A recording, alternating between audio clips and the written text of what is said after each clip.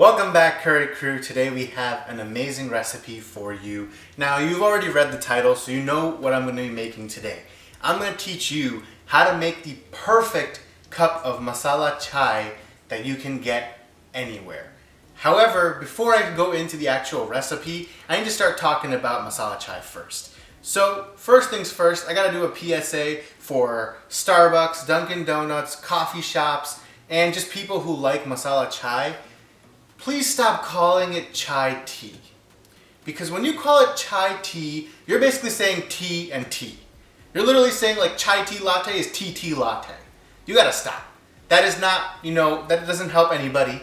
You're just saying the word tea twice. Chai already means tea. So just call it chai latte or masala chai, whatever you want to call it. Just don't call it tea.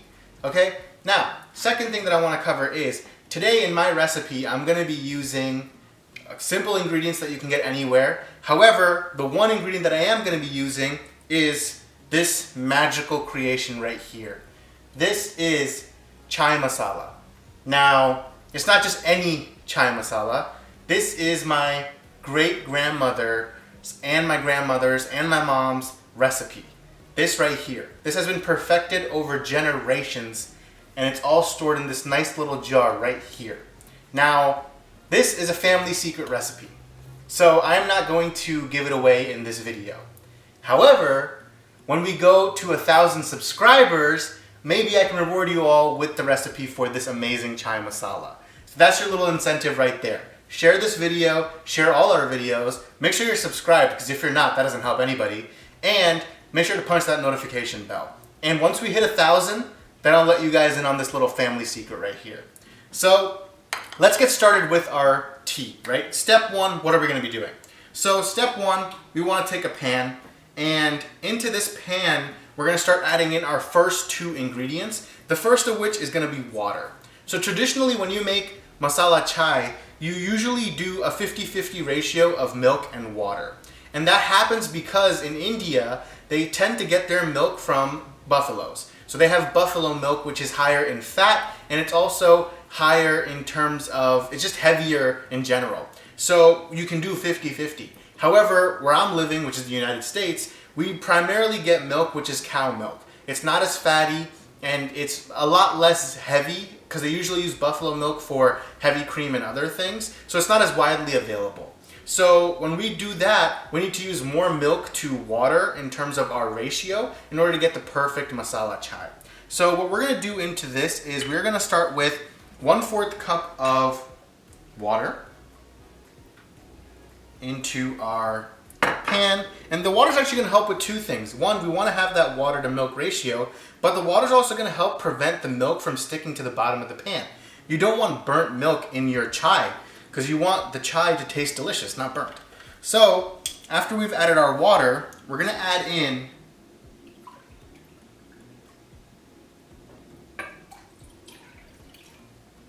1.5 cups of milk.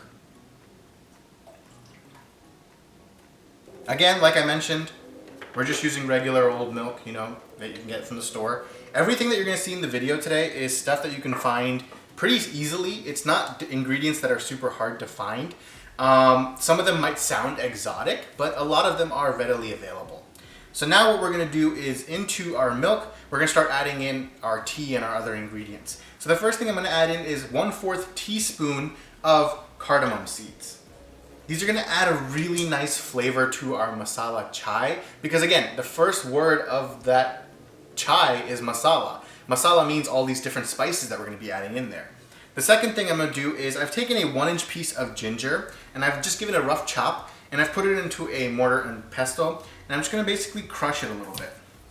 Not too much, I'm not trying to create a paste or anything, but I do want to crush it a tiny bit to start extracting some of the juices and some of the flavors from it.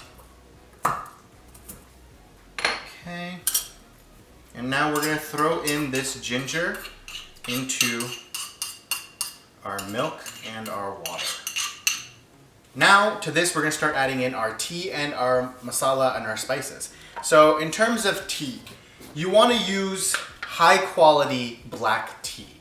Now what I have here is some amazing smelling Darjeeling tea.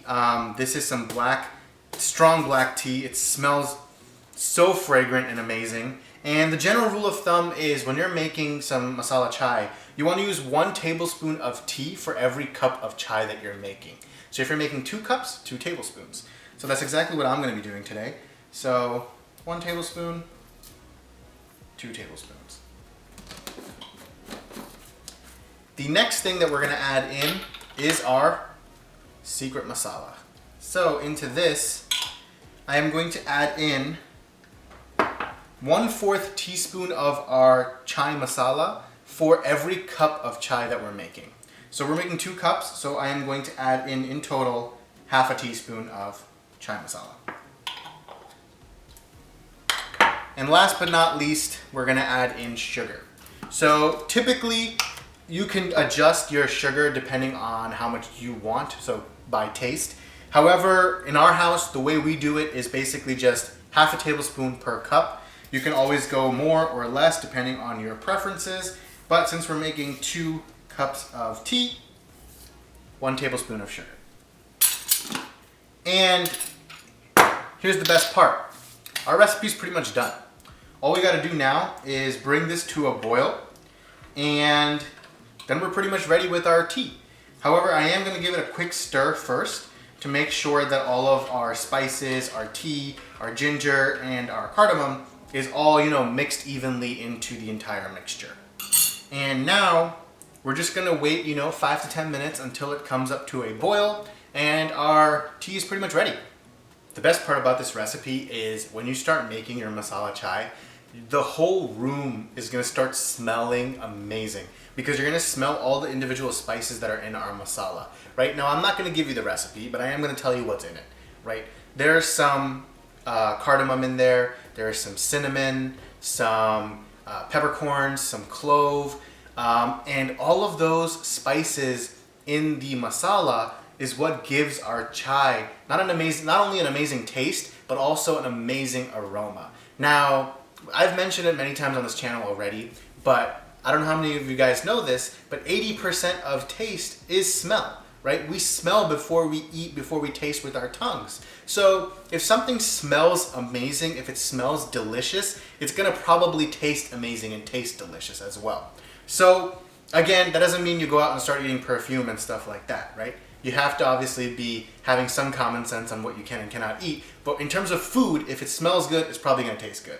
So we're just gonna wait for our tea to come up to a boil, but it's already smelling amazing. The aroma of the ginger, the cardamom, and everything else that we've added in there is just filling up the room right now, and I can't wait for this to be done so that I can dig in and drink this amazing chai.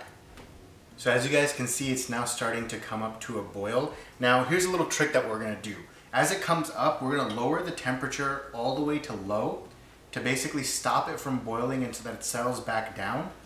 Or the easier way you could also do it is you could just lift it off the heat and essentially let it come back down to a simmer, and then you put it back on the heat and you bring it back up to a boil. You do this a couple of times and this will help you extract all of the flavor from all the spices, the tea, the ginger, and everything. And it's gonna really taste amazing afterwards. So like you see here, it's coming up to a boil, and you're gonna see it's gonna start like frothing up and coming up to the edge of our pan. And what we're gonna do is as soon as it starts coming up, just take it off the heat, let it settle back down, let it get down to the original level that it was at, and then back on the heat it goes to bring it back up to a boil. And we're only gonna do this about 2-3 times. You don't wanna do it too much. If you do it too much, what's gonna end up happening is that the tea is gonna be very, very strong and you're not gonna be able to taste the spices or the sugar or anything else. So after about 3-4 times that it boils up, we're gonna turn off the stove. We're gonna let it sit for about 4 to 5 minutes.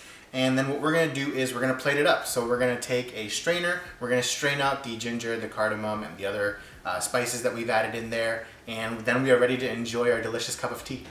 Okay, so now we're just gonna take our tea and we're gonna strain it out just so that we can strain out the ginger and the cardamom and the other spices. So guys, here we have our amazing masala chai. So typically in India, you usually have chai in the afternoon, kind of like an afternoon tea type thing. And you can often either have it alone or you can have it with some snacks. You know, you can have it with some masala theplas. I'm going to link our video for the recipe for that if you want to check that out. You can also have it with some cookies or some other dry snacks as well. It tastes great on its own or with snacks. Either way, it smells amazing right now. So I don't want to delay it any further. I actually really want to dig in right now and have a sip. So I am going to enjoy this delicious cup of masala chai. Now, like I mentioned before, right, 80% of taste is smell. And I can tell you guys right now, it smells wonderful. You can smell all the spices and everything in there. So I am going to take a sip, let you guys know.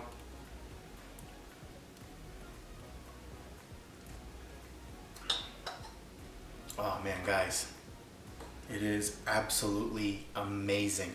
Now, you could always add more sugar if you want. I personally don't want a ton of sugar in my chai. Neither do other people in my family, so we're fine with the amount that we added when we were making it. But if you always want more, you can always add a little bit more on top. And there you guys have it, the perfect cup of masala chai. You guys can just try this out for yourselves. We're on the road to 1,000. Once we get to 1,000, like I said, I'll release that secret family recipe for our masala chai spice blend. And guys, try this out. Let us know what you think and keep on cooking.